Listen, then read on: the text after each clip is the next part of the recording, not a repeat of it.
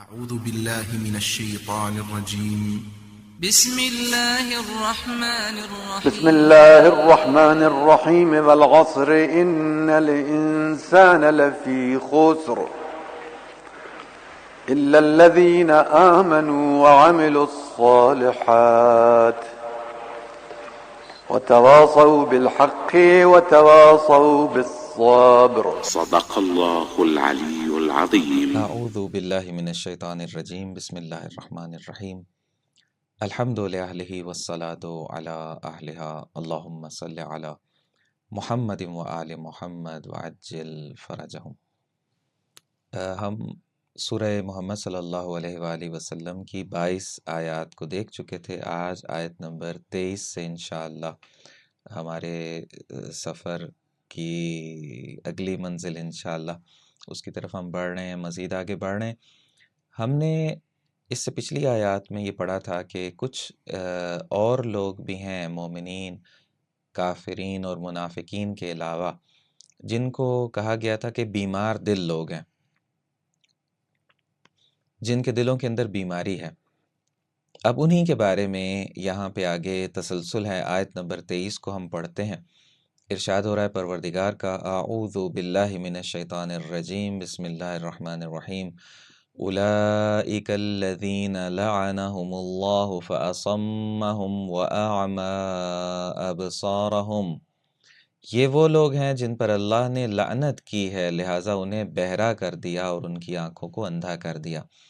یعنی وہ جو بیمار دل لوگ ہیں ان کی بات یہاں پر کی جا رہی ہے کہ وہ کیسے ہیں۔ اللہ تعالیٰ یہاں پہ ان کے بارے میں ارشاد فرما رہا ہے کہ اولئک، یہ وہ لوگ ہیں کہ الذین، جن پر لعنت کی ہے، ہم، جن کے اوپر اللہ نے۔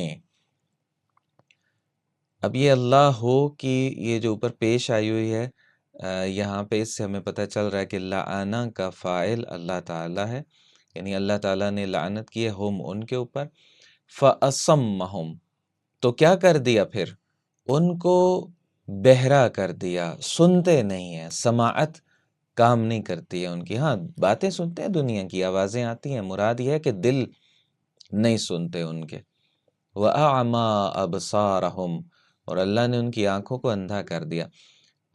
اچھا، یہ کوئی کسی کے ساتھ ایسے زیادتی نہیں ہوتی، یہ رزلٹ ہوتا ہے ان کے اپنے کاموں کا۔ انہوں نے جو کچھ کیا ہے، اپنے دلوں میں بیماریاں پالتے رہے ہیں، تو اب اینڈ رزلٹ تو یہ نکلنا ہی تھا، ان کے ساتھ ہونا ہی تھا کہ وہ اب کان بھی ان کے کام نہیں کریں گے، آنکھیں بھی کام نہیں کریں گی۔ اب اس کی تفسیر پڑھتے ہیں۔ تفسیر آیات میں فرماتے ہیں کہ اولئک الذین لعنہم اللہ، فرماتے ہیں کہ یہ فساد فی الارض، یعنی وہی زمین میں فساد پھیلانا، اور قطع رحم کرنے والے ہیں۔ قطع رحم ہم نے پہلے دیکھا تھا، آیت کے اندر بھی آیا ہوا تھا کہ تعلقات کو توڑنا، آپس میں جو جہاں جہاں رشتے تعلق کو جوڑ کے رکھنے کا حکم ہے، ان کو توڑنا، کاٹنا ان تعلقات کو قطع رحم کہلاتا۔ اور قطع رحمی کرنے والے ہی لوگ ہیں جنہیں اللہ نے اپنی رحمت سے دور کیا ہے۔ لعنت کا مطلب ہوتا ہے رحمت سے دوری، تو یہاں پہ اس کا معنی لے کے آئے ہوئے، رحمت سے دور کیا ہے۔ وہاں پہ آیت کے اندر لعنہم اللہ آیا ہوا ہے، رحمت خدا کے حصول کے ذرائع ان پر مسدود کر دیے ہیں، یعنی جن دروازوں سے گزر کے رحمت آتی ہے وہ دروازے بند کر دیے۔ مسدود وہی بند کرنے کو کہتے ہیں۔ حق کی آواز سن سکتے ہیں، نہ صراط مستقیم دیکھ سکتے ہیں، نہ سن سکتے ہیں نہ دیکھ سکتے ہیں، یعنی کان بھی بند، آنکھیں بھی بند۔ اب وہ کیا چیز ہے؟ وہ دیگر باتیں تو سنتے ہیں، برائیاں تو سنتے ہیں، مراد یہ ہے کہ حق سے اب کان اور آنکھیں بند ہو گئی، صراط مستقیم کو بھی نہیں دیکھتے ہیں۔ اگر کسی کے پاس قوت سماعت نہیں ہے تو منزل تک پہنچنے کے لیے قوت بصارت سے مدد لی جا سکتی ہے، یعنی سن کے کم سے کم کوئی اس کو گائیڈ کر دے تو وہ اس سے سن لے گا کہ ہاں سیدھے چلے جاؤ، دائیں مڑ جاؤ، بائیں مڑ جاؤ۔ اسی طرح اگر قوت بصارت نہیں ہے، ہاں قوت بصارت سے مدد لی جا سکتی ہے، یعنی اگر سن نہیں سکتا ہے تو دیکھ تو سکتا ہے۔ اگر قوت بصارت نہیں ہے، دیکھ نہیں سکتا ہے، تو قوت سماعت سے مدد تو لی جا سکتی ہے، کوئی اس کو گائیڈ کر دے، وہ سن لے۔ اگر کسی کے پاس دونوں چیزیں نہ ہوں تو اس کا منزل تک پہنچنا ممکن نہیں ہوتا ہے۔ اللہ تعالیٰ نے دونوں چیزیں ان سے چھین لی ہیں۔ آلوسی یہ اہل سنت کے ایک بڑے مفسر ہیں، معروف ہیں، اور بہت ہی شہرۂ آفاق تفسیر روح المعانی، اس میں اس آیت کے ذیل میں انہوں نے لکھا ہے کہ اس آیت کے ذریعے سے استدلال کیا گیا کیا، اب یہاں سے پڑھتے ہیں، لکھتے ہیں کہ اس آیت سے یزید پر لعنت کے جواز پر استدلال کیا گیا ہے۔ جواز یعنی جائز ہونا۔ اب سوال یہ ہو سکتا ہے کہ یزید کے اوپر لعنت کی جا سکتی ہے یا نہیں کی جا سکتی ہے، جائز ہے یا حرام ہے؟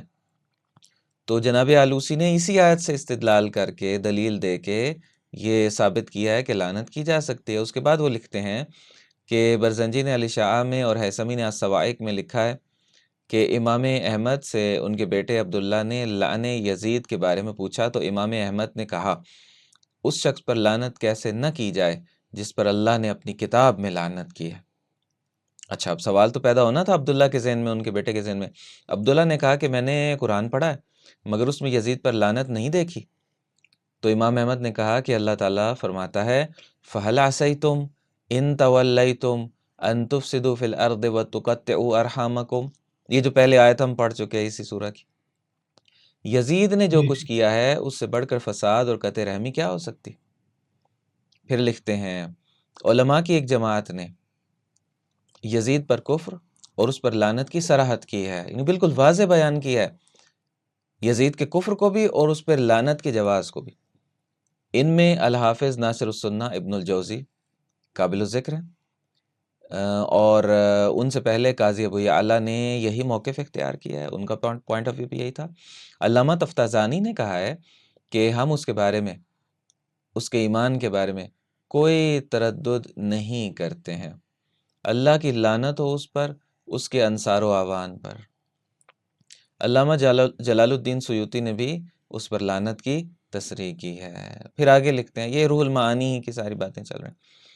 تاریخ ابن الوردی اور کتاب الوافی بالوفیات میں آیا ہے کہ جب اسیران کربلا عراق سے یزید کے پاس شام پہنچ گئے تو یزید باہر نکل آیا تو جیرون کی پہاڑی پر، جیرون میں ذرا عرض کر دوں آپ سے، جیرون ایک تو دمشق کے پرانے ناموں میں بھی ملتا ہے کہ ایک اس کا نام جیرون تھا، دوسرا دمشق میں داخل ہونے کے مختلف دروازے ہیں، ان میں سے ایک جیرون تھا۔ باب الساعات کا بھی ذکر ہے، جیرون کا بھی ذکر ہے، شاید ایک دروازے پہ لائے اور رش بہت زیادہ تھا، پھر دوسرے پہ لے کر کے گئے، اس طرح سے ہوا تھا کہ جہاں پہ سر امام حسین علیہ الصلوۃ والسلام گر گیا تھا اس بھیڑ کی وجہ سے، اس آشوب کی وجہ سے۔ تو یہ جیرون وہ جگہ ہے۔ جیرون کی پہاڑی پر حضرت علی علیہ السلام اور حسین، اب یہ چونکہ وہ لکھ رہے ہیں تو اس لیے رضی اللہ لکھا ہوا پہ، رضی اللہ عنہما کے ہم علیہم الصلوۃ والسلام کہتے ہیں کہ بچوں اور خواتین کو شہداء کے سروں کو نیزوں پر اٹھائے ہوئے دیکھا تو اس وقت کوے کے بولنے کی آواز آئی تو یزید نے کہا اچھا، یہ میں یہاں پہ ایک ذرا اشارہ کر دوں، یہ کوے کا بولنا جو دو جگہوں پہ ذکر ہے، ایک اس مقام پہ ذکر ہے اور ایک خود دربار یزید کے اندر ذکر ہے۔ دربار یزید میں جو ذکر ہے وہ اس طرح سے ہے کہ جب اس نے لعین نے جسارت شروع کی تھی اور دندان مبارک پر چھڑی سے جسارت کی تھی تو اس وقت کوے نے شدت سے بولنا شروع کر دیا تھا کسی منڈیر پہ بیٹھ کے یا دربار کی کسی دیوار پہ بیٹھ کے، تو اس وقت کوے سے کچھ اشعار کہے تھے یزید نے کہ تو جس غم میں چلا رہا ہے اب وہ ہو گیا، ہم نے اپنا بدلہ لے لیا، بدر و احد کا بدلہ جو تھا وہ ہم نے لے لیا۔ یہ خلاصہ ہے اس کے اشعار کا۔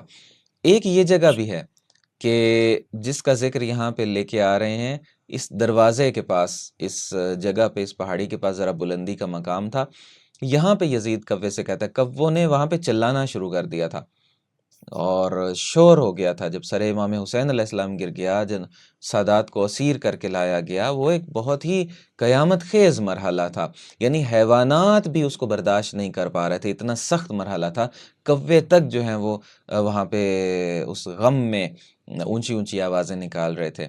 تو اس وقت ایک شعر کہتا ہے اور کوے سے کہتا ہے، شعر میں ہے کہ کوہ بولا میں نے کہا تم بولو یا نہ بولو، ترجمہ پڑھ رہا ہوں اس کا، میں نے رسول سے اپنا قرض چکا لیا ہے، نعوذ باللہ من ذالک۔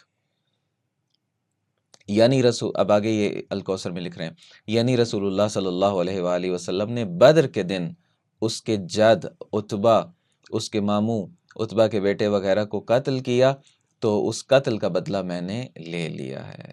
یہ صریح کفر ہے، لکھتے ہیں۔ اگر یہ روایت صحیح ہے تو وہ کافر ہے۔ پھر لکھ رہے ہیں کہ اسی طرح عبداللہ الزبعری کے زمان جاہلیت کے اشعار، یہ شاعر تھا، بعد میں مسلمان ہو گیا تھا، جب اسلام آیا، جب فتح مکہ ہوا، یہ پھر ایک دفعہ چلا گیا تھا، بہرحال پھر آ گیا، اسلام قبول کیا۔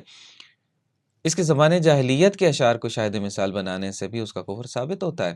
یزید نے اس کے اشعار پڑھے تھے، لیتا اشیاخی رول معانی کے اندر بھی آیا ہوا ہے۔ پھر کہتے ہیں کہ واضح رہے کہ عبداللہ کے اشعار یہ ہیں، وہ بہت معروف اشعار ہیں نا جو یزید نے پڑھے تھے، کہ نہ کوئی وحی آئی، نہ کوئی خبر آئی ہے، بلکہ بنی ہاشم کا جو ہے وہ ایک کھیل تھا، نعوذ باللہ۔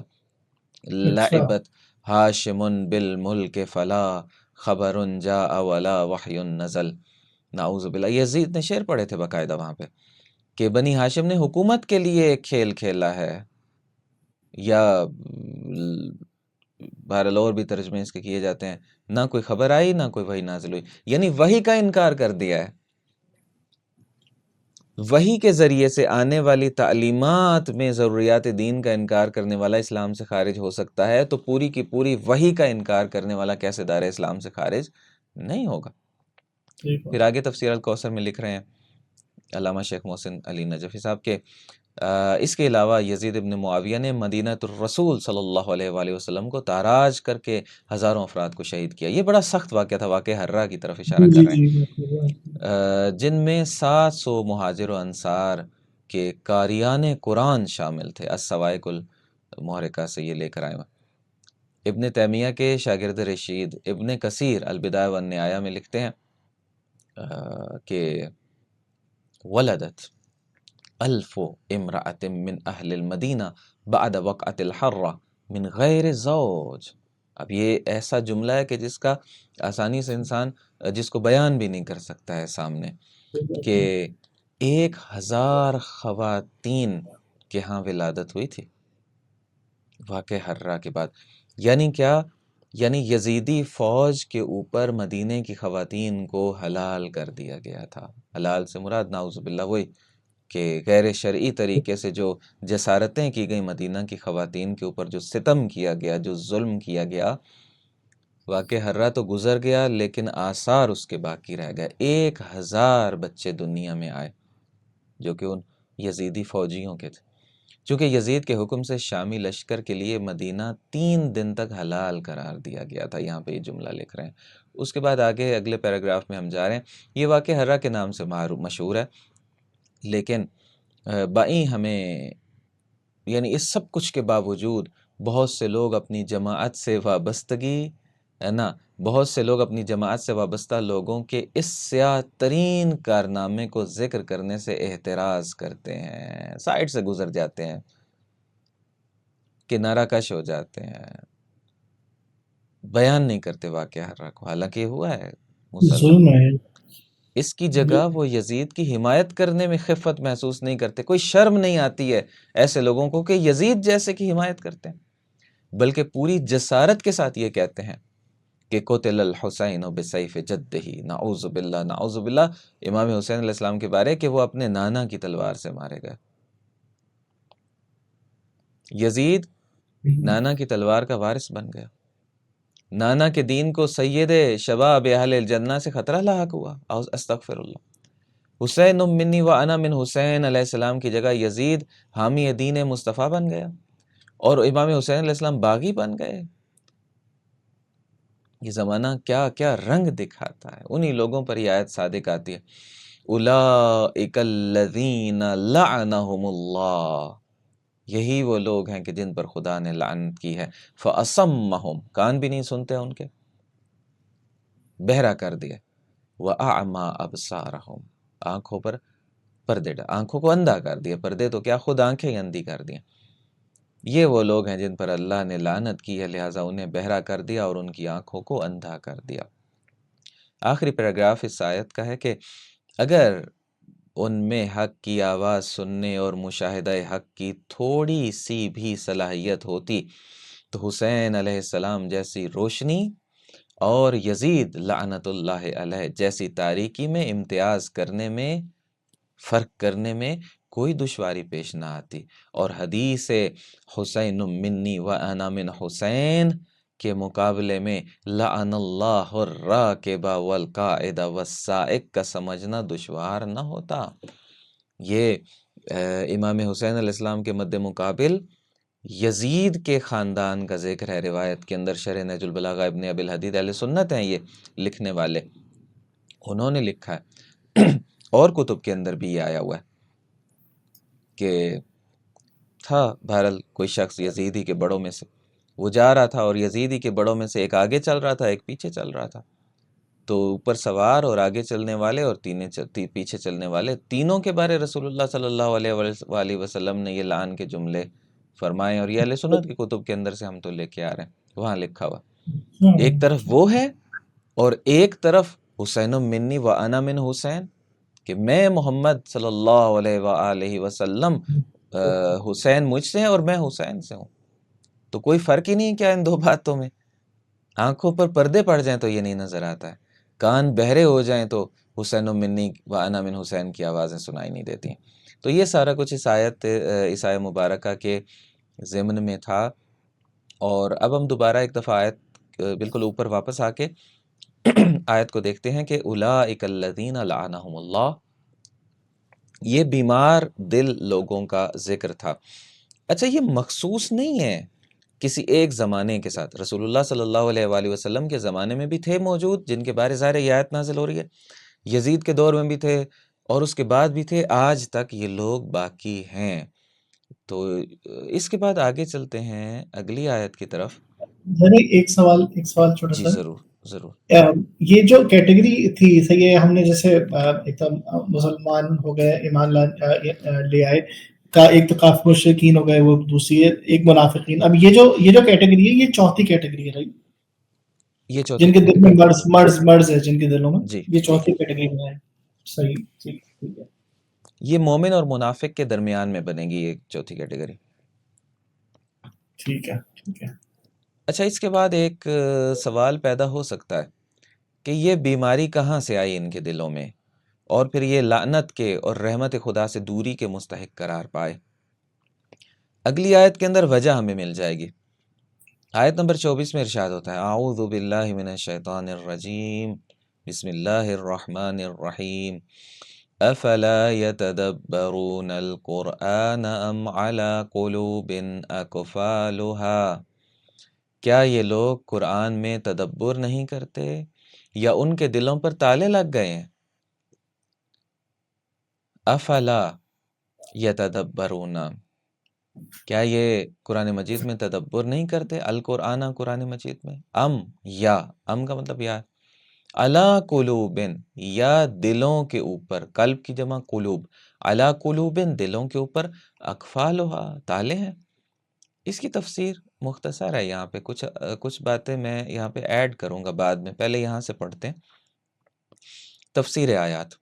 یہ لوگ اپنی بینش وہی نگاہ درست کرنے کے لیے قرآن میں تدبر نہیں کرتے کہ اپنا پوائنٹ آف ویو کلیئر کریں، اپنا نظریہ کلیئر کریں، اپنی نگاہ، اپنی بینش کلیئر کریں، نہیں کرتے، تدبر نہیں کرتے قرآن مجید میں۔ یعنی وجہ مل گئی ہمیں ان کے آنکھوں کے اندھا ہو جانے کی، ان کے کانوں کے بہرا ہو جانے کی، اور ان کے لعنت خدا کے مستحق ہو جانے کی۔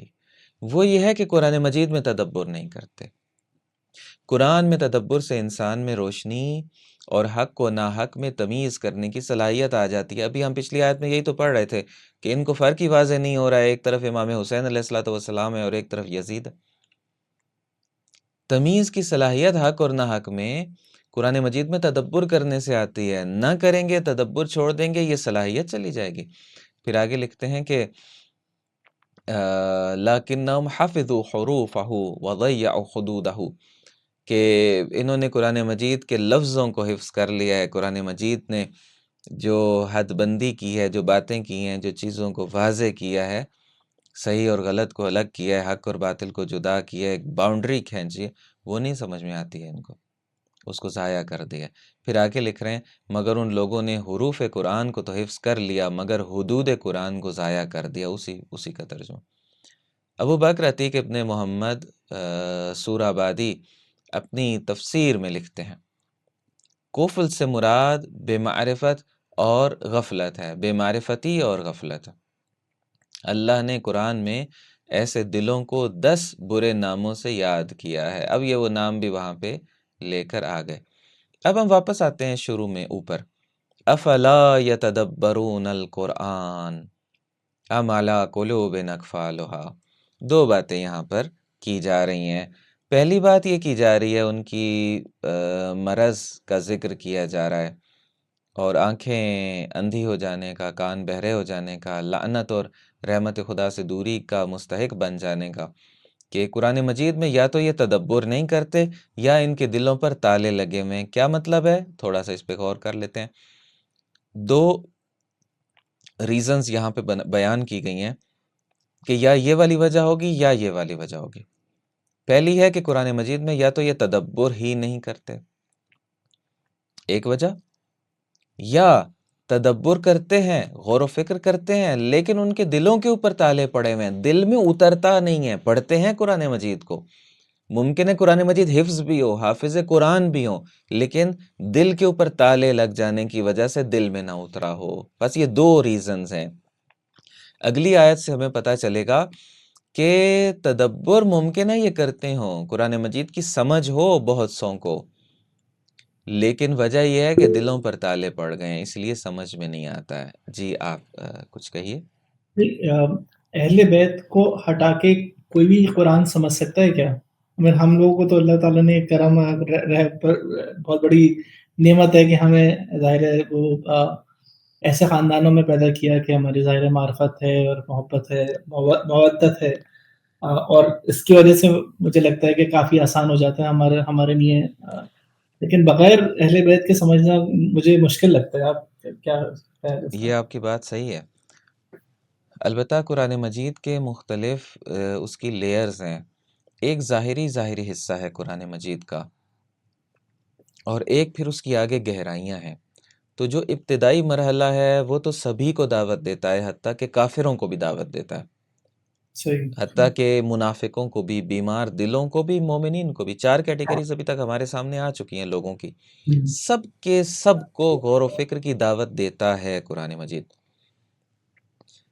اگر قرآن مجید میں غور و فکر شروع کر دیں گے، قرآن مجید کو پڑھنا شروع کر دیں گے، تو پھر ان کو انما یرید اللہ کی آیت بھی نظر آئے گی قرآن مجید کے اندر، اور اس کے بعد انما ولیکم اللہ ورسولہ، یہ آیت بھی ان کو نظر آئے گی قرآن مجید کے اندر۔ وَيُؤْتُونَ الزَّكَاةَ وَهُمْ رَاكِعُونَ بھی دکھائی دے گا ان کو۔ پھر وَمِنَ النَّاسِ مَن يَشْرِي نَفْسَهُ ابْتِغَاءَ مَرْضَاتِ اللَّهِ، یہ بھی دکھائی دے گا ان کو قرآن مجید کے اندر۔ وَيُطْعِمُونَ الطَّعَامَ عَلَى حُبِّهِ مِسْكِينًا وَيَتِيمًا وَأَسِيرًا کی تلاوت بھی کریں گے۔ اگر تدبر کریں گے صحیح سے اور دلوں پر تالے بھی نہیں ہوں گے تو ان باتوں کے ذریعے سے در اہل بیت پر آنا پڑے گا۔ قرآن مجید اہل بیت تک لے کر آتا ہے۔ اگر انسان سلیم الفطرت ہو، اگر انسان بیمار ہو یا منافق ہو یا کافر ہو، پھر وہ در اہل بیت پر نہیں آتا ہے۔ وہ جیسے کہتے ہیں نا کہ عشق کی چوٹ تو پڑتی ہے دلوں پر یکساں، ظرف کے فرق سے آواز بدل جاتی ہے۔ ظرف نہیں ہے قابل، اگر ان کا دلوں پر مہر لگی ہوئی ہے تو پھر دل میں اترتی نہیں ہے بات آپ کی بالکل 100% درست ہے کہ وہ جو قرآن مجید کی اگلی ہدایت ہے جس پر قرآن مجید لانا چاہ رہا ہوتا ہے، پھر وہ وہاں نہیں پہنچ سکتے ہیں، چونکہ اہل بیت اور قرآن جدا نہیں ہے۔ حدیث ثقلین سے ہمیں یہ پتہ چلتا ہے، اور اہل بیت اطہار علیہ السلام مفسر قرآن ہیں، یہ بیان کریں گے کہ قرآن کیا ہوتا ہے، تو ہمیں پتہ چلے گا نا کہ قرآن کیا ہوتا ہے۔ تو اہل بیت کے بغیر، علیہ السلام کے بغیر ہدایت نہیں مل سکتی ہے، جو ہدایت مطلوب ہدایت ہے۔ ہاں ایک سٹارٹنگ پوائنٹ تو ہو سکتا ہے، وہ تو کسی جگہ سے بھی ہو سکتا ہے انسان کا، لیکن وہاں پہ ٹھہر نہیں سکتا ہے۔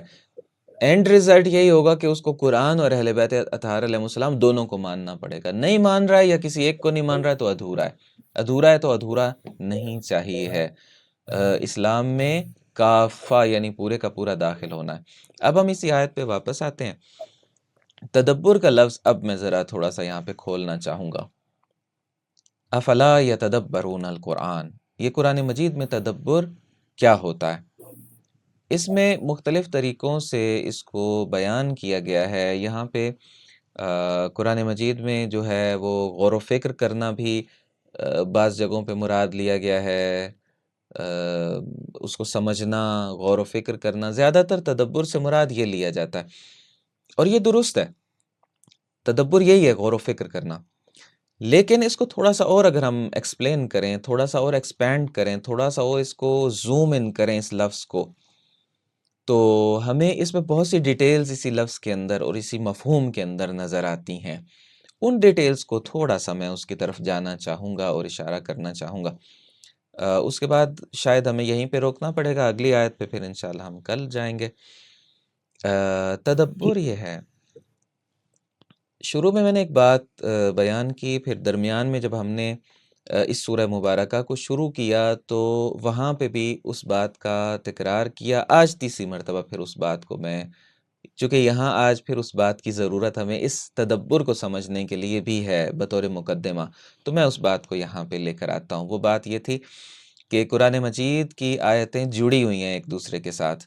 پیراگرافز کی صورت میں قرآن مجید ہمیں نظر آتا ہے. کہیں پہ ہمیں 5 آیتوں کا ایک گروپ نظر آتا ہے، کہیں پہ ہمیں 10 آیتوں کا ایک اکٹھا مطلب نظر آتا ہے، کہیں پہ 2-3 آیتیں ایک مطلب دے رہی ہوتی ہیں، کہیں ممکن ہے ایک ہی آیت ہو پھر نیا مطلب اگلی آیت میں آ جائے. تو یوں کر کے قرآن مجید حصے ہے، صورتوں کے بھی حصے ہیں.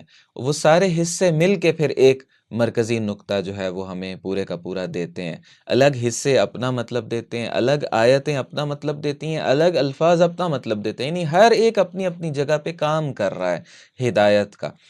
ابھی ہمیں حصوں کے اندر، ان حصوں کے اندر آیتیں ایک دوسرے کے ساتھ جڑی ہوئی ہیں، ان کے اندر ایک سیکوینس ہے، ایک ترتیب ہے. یہ پہلا نقطہ تھا. چند نقطے جوڑ کے میں تدبر کا لفظ جو ہے اس کو زوم کرنا چاہ رہا ہوں، تھوڑا سا زوم ان کرنا چاہ رہا ہوں، بڑا کرنا چاہ رہا ہوں، کھولنا چاہ رہا ہوں، اس کی ڈیٹیل میں جانا چاہ رہا ہوں. یہ پہلا پوائنٹ ہو گیا. دوسرا پوائنٹ یہ ہوتا ہے کہ ایک چیز ہے جس کو ہم کہتے ہیں تدبیر. ایک لفظ ہم نے سنا ہے تدبیر، اردو میں بھی استعمال ہوتا ہے، بہت سی جگہوں پہ استعمال ہوتا ہے تدبیر. جی صحیح. تدبیر کیا ہوتی ہے؟ تدبیر جو اس کا روٹ ہے نا، دال بے اور رے، یہ پشت کو کہتے ہیں، بیک کو کہتے ہیں. ٹھیک ہے. تدبیر یہ ہوتا ہے بیک ٹو بیک چیزوں کو جوڑ دینا ایک دوسرے کے ساتھ، بیک ٹو بیک. یعنی ایک چیز کو، جیسے اینٹوں کی مثال لے لیتے، گھر کھڑا کرنا ہے، دیواریں کھڑی کرنی ہے، گھر بنانا ہے، تو ایک اینٹ رکھی، اس کے بالکل ساتھ جوڑ کے آگے دوسری اینٹ، پھر تیسری اینٹ، پھر چوتھی اینٹ، پھر 5ویں اینٹ. یعنی یہ اینٹیں الگ الگ انڈیویجول حیثیت رکھتی ہیں، لیکن دیوار کھڑی کرنی ہے تو ان کو آپس میں جوڑنا پڑے گا ایک ترتیب کے ساتھ. اس کام کو کہ جو ایک ماہر کے ہاتھوں سے ہو رہا ہے، جس میں اس کو پتا ہے کہ میں نے کس اینگل پہ، کس زاویے پہ کس اینٹ کو لگانا ہے، اینٹوں کو اس طریقے سے، برکس کو اس طریقے سے ترتیب دیتے چلے جانا، اس کام کو کہتے ہیں ایک دوسرے کے پیچھے جوڑ دینا. اس کام کو کہتے ہیں تدبیر. بس یہ دوسرا پوائنٹ تھا. تدبیر کا معنی اس طریقے سے ہمارے سامنے آ گیا، ایک دوسرے کے پیچھے چیزوں کا جوڑتے چلے جانا. قرآن مجید کے اندر پروردگار مدبر ہے، ہمیں پتہ ہے، تدبیر کرنے والا ہے. قرآن مجید کے اندر پروردگار نے تدبیر کی ہے. تدبیر کیا کی ہے؟ بہت سی تدبیریں. ایک یہ ہے کہ اس سیکوینس کو قرار دیا اس طرح سے، آیت کے ساتھ آیت، آیت کے ساتھ آیت جوڑی ہے. بس اس کا مطلب ہے کہ ان کے اندر کوئی وجہ ہے، کوئی راز ہے، کوئی بات ہے، کوئی نقطہ ہے، کوئی پوائنٹس ہیں جو ان کو یہاں لے کے آ رہے ہیں اس ترتیب سے. بس اس ترتیب سے ان آیتوں کو جوڑ دینا پروردگار کی طرف سے تدبیر ہے. یہ دوسرا پوائنٹ تھا، تدبیر. اب تیسرے پوائنٹ کی طرف آتے ہیں، پھر یہ لفظ ہمارے لیے واضح ہو جائے گا. عربی کے اندر، گرامر کے اندر ہم ایک چیز پڑھتے ہیں کہ ایک لفظ ہوتا ہے، میں وہ بول رہا ہوں لیکن اس کی میں ایکسپلینیشن آپ کو دیتا ہوں ابھی. ایک لفظ ہوتا ہے جس کو ہم کہتے ہیں مطاوعہ، توئے کے ساتھ ہے. تو زوئے کے ساتھ، مطاوعہ عین اور آگے ہے، یا مطاوعت آپ اس کو کہنا چاہیں آخر پہ تے لگا کے تو مطاوعت کہہ لیں، ویسے مطاوعہ مطاوعہ ایک لفظ ہوتا ہے، یہ گرامر کی ایک بحث ہے۔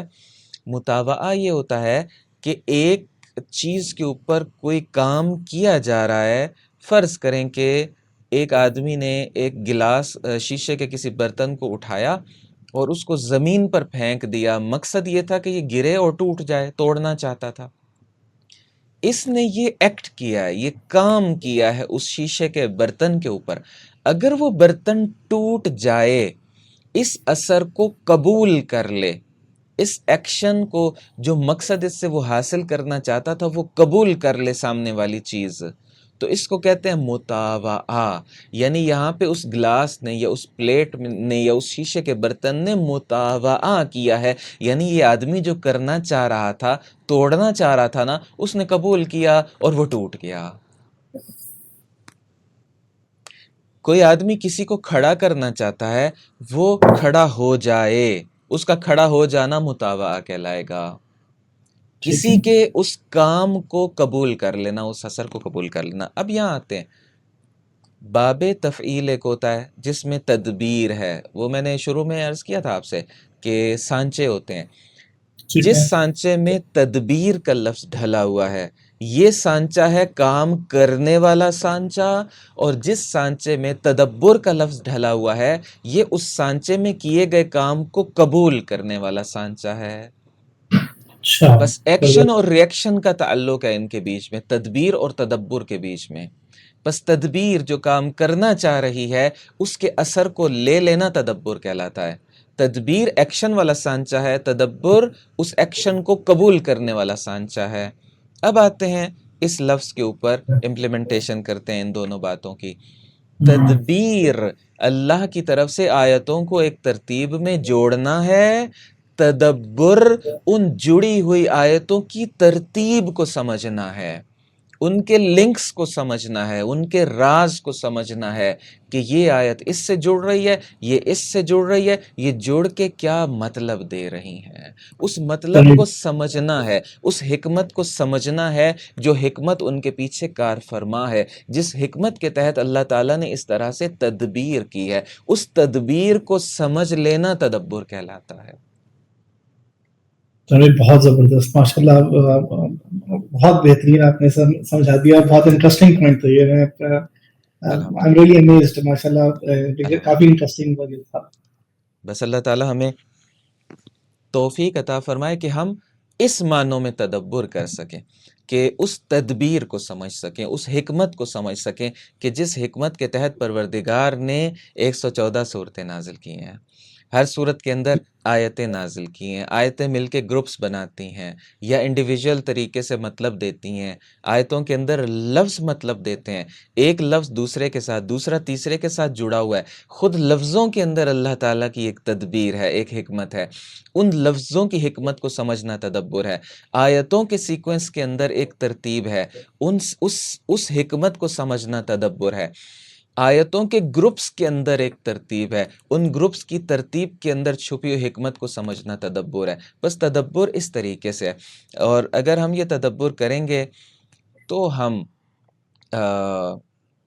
اور دلوں پر تالے بھی ظاہر نہیں ہونے چاہیے، تدبر بھی ہونا چاہیے، پھر انسان آنکھوں پہ پڑنے والے پردوں سے بھی بچ جائے گا، آنکھیں اندھی بھی نہیں ہوں گی، کان بہرے بھی نہیں ہوں گے، انسان رحمت خدا سے دور بھی نہیں ہوگا، جس کی وجہ سے اینڈ ریزلٹ یہ ہوگا کہ دل بیمار نہیں ہوگا، اور جب دل بیمار نہیں ہوگا تو انسان بیمار دلوں کی کیٹیگری میں نہیں جائے گا بلکہ مومنوں کی کیٹیگری میں رہے گا۔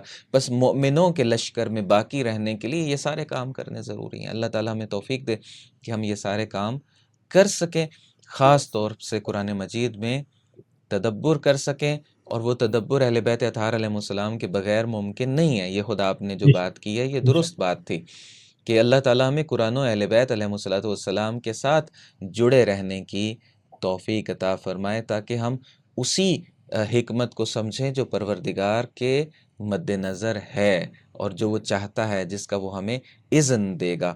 اور اس میں بہت سی باتیں ہیں لیکن میں اس کو یہیں پہ مکمل کرتا ہوں اور چھوڑتا ہوں اس کو اسی جگہ پہ، اور انشاءاللہ ہم بتوفیق زندگی اور صحت و سلامتی و اذن خدا انشاءاللہ اگلی آیت کی طرف اگلے جلسے میں بڑھیں گے۔ وصلی اللہ علی محمد و آلہ الطاہرین، اللہم صلی علی محمد و آل محمد وعجل فرجہ۔ کوئی سوال نہ ہو تو پھر میں اس کو کلوز کر دوں۔ آپ سے بس ایک میرا سوال ہے کہ جب آصف برقیہ کے پاس تھوڑا سا علم آ سکتا ہے تو اہل بیت کے چاہنے والوں میں اور ان کے فالوورز کو تک کیا رسائی قرآن کی پاسبل ہے؟ بالکل ہے۔ دیکھیں اس میں واقعہ کچھ اس طرح سے ہے، اب اس پہ شارٹ کریں یا میں تقریباً 3-4 منٹ لگ جائیں گے اگر میں تھوڑا ڈیٹیل میں اس کو کھولوں اگر تو۔ لے لیں پھر صحیح ہے، مجھے تو چلیں مسئلہ نہیں تھا۔ ٹھیک ہے، میں اس مسئلے کو تھوڑا سا کھولتا ہوں، بس وہ ذرا میں سوچ رہا ہوں آیت میرے ذہن میں آ جائے پھر اس کے مطابق بیان کرتا ہوں۔ قرآن مجید میں آیات کا ایک تسلسل ہے جس میں وہ واقعہ بیان کیا گیا کہ جس میں حضرت سلیمان علیہ السلام نے ایک خط بھیجا، بلکہ اس سے بھی پہلے ہدہد نہیں نظر آیا، جب سارے تھے تو پوچھا کہ ہدہد کہاں ہے، تو اتنے میں وہ آ گیا۔ ہدہد نے آ کے کہا کہ میں نے ایک سرزمین دیکھی ہے، وہ ساری اس نے وہاں کی ڈیٹیلز بتائیں، ایک خاتون ہے جو وہاں کی حکمران ہے اور اس کی سمجھداری کا ذکر بھی کیا اور وہ ساری چیزیں۔ اس کے بعد حضرت سلیمان علیہ السلام نے پیغام بھیجا ہدہد کے ذریعے سے، خط بھیجا، انہو من سلیمان انہو بسم اللہ الرحمن الرحیم۔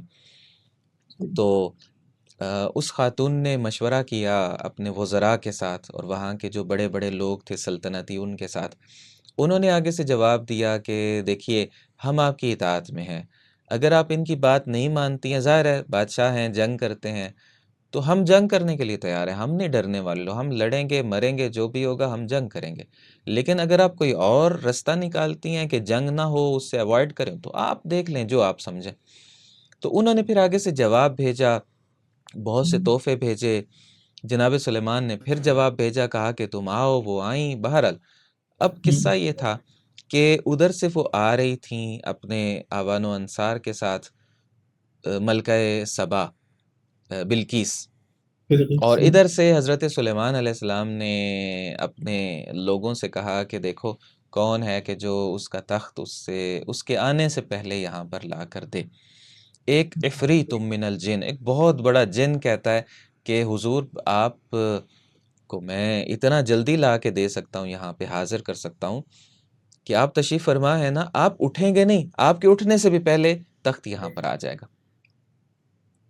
انہوں نے پوچھا ہاں بتاؤ اور کوئی اس سے زیادہ جلدی؟ تو جناب آصف ابن برقیہ جو ان کے وزیر تھے، جو ان کے نائب تھے، انہوں نے کہا کہ میں لے کر آ سکتا ہوں، اور کہا کہ یہ جو پلک جھپکنا ہوتا ہے اس سے بھی پہلے آ جائے گا۔ اچھا وہ لے کر آ گئے۔ اب قرآن مجید نے جو یہاں پہ ذکر کیا ہے وہ یہ ہے کہ علم من الکتاب کا لفظ آیا ہوا ہے کہ قال الذی عندہ علم من الکتاب۔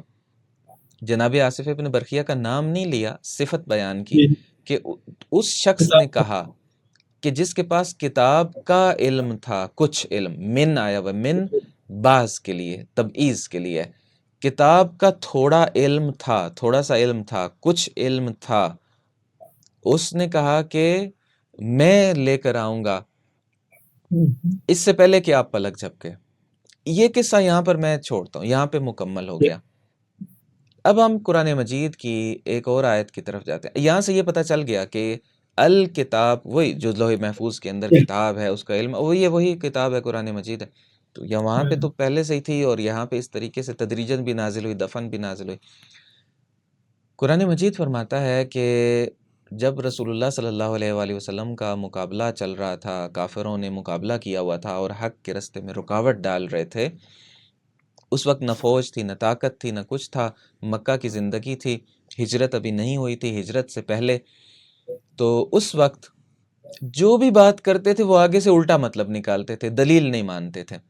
کہتے تھے کہ انسان نبی نہیں ہو سکتا، پہلے تو یہ کہتے تھے، پھر قرآن مجید نے دلیلوں کے ذریعے سے ثابت کیا کہ نہیں، انسان نبی ہو سکتے ہیں۔ جب ان کو ماننا پڑ گیا، انہوں نے کہا کہ ٹھیک ہے، اتنا تو مانتے ہیں انسان نبی ہو سکتا ہے، لیکن آپ وہ انسان نہیں ہیں جو نبی ہیں، آپ کو نہیں مانتے ہم نبی۔ جب اتنی زیادہ ہٹ دھرمی دکھائی انہوں نے، تو اب قرآن مجید نے کہا کہ اب دلیلیں دینے کا فائدہ نہیں ہے، اب یہاں پہ گواہیاں آئیں گی۔ تو اس وقت فرمایا کہ ان سے کہہ دیجئے کہ میرے لیے گواہی کے طور پہ اللہ کافی ہے، اور صحیح، وہ کہ جس کے پاس علم الکتاب ہے۔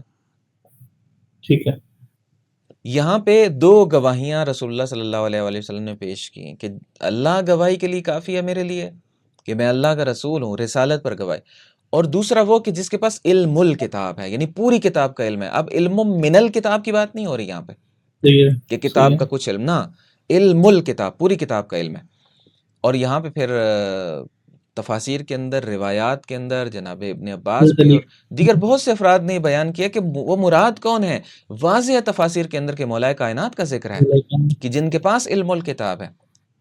بس قرآن مجید کا ایک حصہ ایک جگہ پہ بتاتا ہے علم من الکتاب کی تاثیر کو، دوسری جگہ پہ وہیں پہ قرآن مجید میں کہا جا رہا ہے کہ کوئی ایسے بھی ہیں جن کے پاس پوری کتاب کا علم ہے۔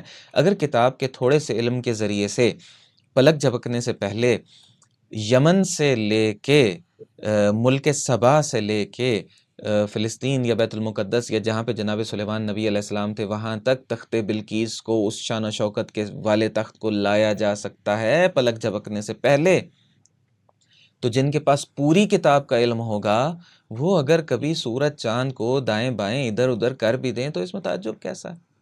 بے شک، بے شک، پروردگار نے ان کو طاقت دی ہے، پروردگار کے اذن سے، اس کی دی ہوئی طاقت سے وہ یہ سب کچھ کر سکتے ہیں۔ اور پھر جو بات یہاں پہ ہے آپ کے اور ہمارے لیے، آپ کے سوال میں بھی یہ تھی، وہ یہ ہے بالکل، قرآن مجید میں پروردگار کا ارشاد ہوتا ہے، یہ آخری نقطہ، پھر میں یہاں پہ بات کو روک دوں گا، مکمل ہو جائے گی میری بات۔ قرآن مجید میں ارشاد ہوتا ہے پروردگار کا مختلف جگہوں پہ، سورہ جمعہ کے اندر بھی ہے کہ اعوذ باللہ من الشیطان الرجیم، بسم اللہ الرحمن الرحیم، هو الذی بعث فی الامیین رسولا منہم۔ اللہ تعالیٰ نے امیین کے اندر، اہل مکہ کے اندر، ام القرا والوں کے بیچ میں بعث فیہم رسولا منہم، انہی میں سے رسول کو مبعوث کی، یتلو علیہم آیاتہ، اللہ کی آیات کی تلاوت کرتے ہیں، صحیح، وَيُزَكِّيهِمْ، ان کو پاک و پاکیزہ بناتے ہیں۔ یہ دو کام کرتے ہیں کسی تیسرے کام کی تیاری کروانے کے لیے، وہ کیا ہے؟ وَيُعَلِّمُهُمُ الْكِتَابَ وَالْحِكْمَةَ، کتاب کی اور حکمت کی ان کو تعلیم دیتے ہیں، اس لیے مبعوث کیا، یعنی کتاب کی تعلیم دینے کے لیے پیغمبر گرامی اسلام صلی اللہ علیہ وآلہ وسلم آئے ہوئے ہیں، اور پھر وہ تعلیم اہل بیت اطہار علیہ السلام کے سپرد ہو گئی کہ اب وہ تعلیم دیں گے۔ تعلیم الکتاب کے لیے تشریف لے کر کے آئے، کسے؟ آپ کو اور ہمیں۔